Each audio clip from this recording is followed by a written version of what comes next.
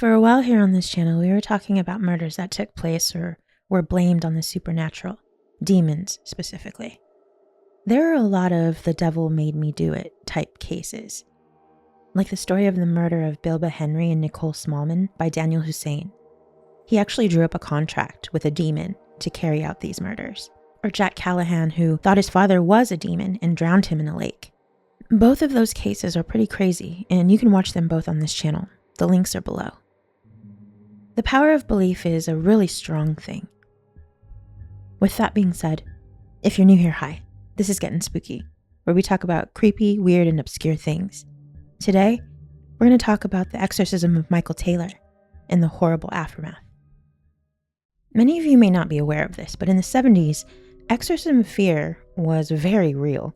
With the release of the Exorcist film, and a lot of you young folks won't know this, but The Exorcist scared the absolute shit out of people in the 70s. It came out in 73, and it caused a rise in stories of people being possessed all over the world. In 1974, in the Yorkshire town of Ossett, Michael Taylor, who was 31, and his wife Christine, who was 29, began attending the Galberd Christian Fellowship Church. It was a group whose head preacher, pastor, godlady, was a woman called Marie Robinson. She was 21 years old. Marie was referred to as a lay preacher, which is basically a preacher who isn't ordained or has no official degree in theology. Before attending that church, Christine and Michael weren't even really religious. The only reason they decided to go was because a close friend recommended it. And when they finally decided to go, they were impressed with the message, so they stayed around. But as time went on, there was a noticeable change in Michael's behavior. He became a very active member of the church, speaking in tongues and all of that. Christine began to become suspicious of all the time that Michael and Marie were spending together, as she rightfully should. That gut was screaming. One night at a gathering of the congregation at someone's house, Michael took Marie upstairs and professed his love for her. She immediately rejected him. He flipped out, and that was where his sinister transformation came over him, as he explained. He slapped the heck out of Marie and began to scream at her. Marie said, "I suddenly glanced at Mike, and his whole features changed. He looked almost bestial. He kept looking at me, and there was this really wild look in his eye. I started screaming at him out of fear. I started speaking in tongues. Mike also screamed at me in tongues. I was on the verge of death, and I screamed to come to my senses. I knew that only the name of Jesus would work, that it would save me. I just started to say over and over, 'Jesus,' when Christine, heard me calling out his name, 'Jesus,' she started saying it too, and I firmly believe that it was only by calling his name that I wasn't killed.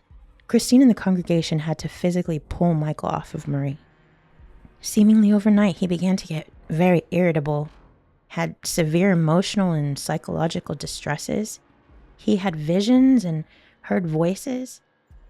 He also said that he was receiving messages from God and believed that he was chosen for some mission, a divine mission.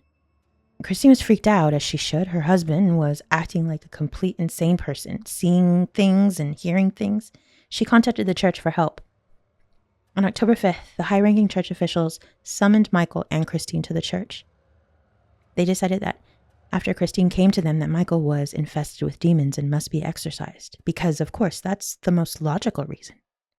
On October 5th, 1974, Marie Robinson, Father Peter Vincent, and Reverend Raymond Smith restrained Michael and began to exorcise the demons from him, which they claimed were over 40 demons.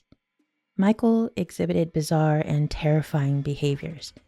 He reportedly growled, hissed, contorted his body in crazy ways. Witnesses that were there said that he spoke in tongues, levitated off the ground several times. These manifestations convinced the people that he was actually possessed. The exorcism was said to last all night, with several attempts to rid a screaming Michael of these 40 demons. In the end, Father Peter Vincent and Reverend Raymond Smith invoked and cast out at least 40 demons, including those of incest, bestiality, blasphemy, and lewdness, but claimed that 3 demons remained, which was insanity, murder, and violence. I feel like those should have been some of the first demons that they were aiming to clear out, but okay, well, we're about to see why in a minute. Michael was allowed to go home after the ordeal. It said that after returning home, Michael's behavior continued to be crazy and erratic, scary even. Apparently, the congregation who had been present for the exorcism agreed in part that one of the witnesses was a minister's wife named Margaret Smith. She said that she claimed to receive a warning in her mind from God, saying that the demon of a murderer was going to escape from Michael and kill Christine. She had pleaded with everybody, the priests and everybody, to complete the exorcism and not let him go, but they dismissed her warnings and instead told Michael and Christine to go home to rest and prepare for the next part of the exorcism the next day. Christine and Michael wouldn't be making it. 2 hours after returning home from the church, a police who was on patrol drove up to a man who was butt naked, covered in blood, head to toe. The officer described the man as walking and staggering, slick and shiny with blood. As soon as the officer approached the man, he curled into a ball on the ground and started screaming, "It's the blood of Satan," over and over. The man was Michael Taylor. An ambulance was called because of the condition of Michael being covered in blood. There was concern that he had maybe hurt himself or something. It was quickly discovered that the blood was not his own. During all of this, a crowd of people had formed. Some of them knew who Michael was. And after he was taken away by the ambulance, they told the officer that he needed to go to Michael's home and gave him the address. When the officer arrived at the Taylor residence, there was already a police officer there, which was strange. Later, it was confirmed that the police were called already because the neighbors heard loud shouting and screams, followed by a struggle. Getting out of the car, he approached the house. As he was walking in, the officer that was already there was walking out. He pushed past to vomit on the concrete.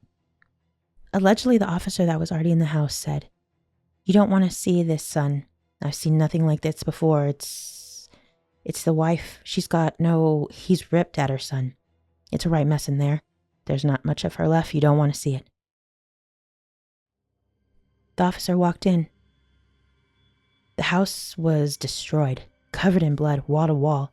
Not only that, but brain matter, pieces of meat, and the bodies of Christine, Michael's wife, and the family dog. The blood that Michael had on him was, of course, not his own, but Christine's. After returning home, there was an altercation between Michael and Christine. Michael went absolutely insane and began to strangle her to death. He then continued in an uncontrolled rage, gouge her eyes out, rip her tongue out, and rip her face off to the bone. There was no weapons found at the scene, and it said that he did this with his bare hands. Do you know how hard you have to yank on a tongue to yank that thing out, barehanded? And the dog. He strangled the dog to death and tore it apart. Literally tore it apart. Its legs, its head, everything was in pieces. Christine didn't die from the strangulation. She died of shock and choking on her own blood. She felt the eyes, felt the tongue, felt the face. Dude. At the police station during the interrogation, Michael allegedly said, "Released. I am released. It's done. The evil in her has been destroyed." The trial was no less than a circus.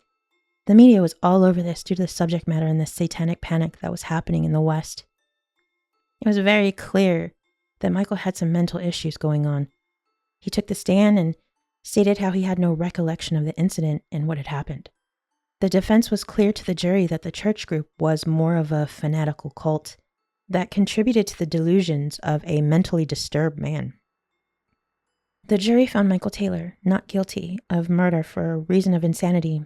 He was deemed both clinically and legally insane, and he was sent to Broadmoor Secure Hospital. He remained there for 2 years, followed by another 2-year sentence at Bradford Royal Infirmary, before being released back into the world, apparently cured. What the fuck? So what was this? Was this man actually possessed or pissed that he was rejected by a woman? The people that were in the exorcism testified that Michael did things like levitate, growl, contort in difficult positions. The fact that he was able to rip his wife's whole face off and destroy the dog the way he did is a little weird. I'd like to hear your thoughts on this. Do you think that it was right to instantly jump to an exorcism without getting Michael the proper help? I think about this whole thing, that it's absolutely wild that he's out there free now. Just like that. I guess the demons didn't like Broadmoor. I heard it was an awful place. With that being said, I want to end this with a thank you to my patrons, and Abby and Princess. You guys are amazing. I couldn't do this without you two. If you're interested in becoming a patron, the links are below. As always, I'm Crystal. This is Getting Spooky.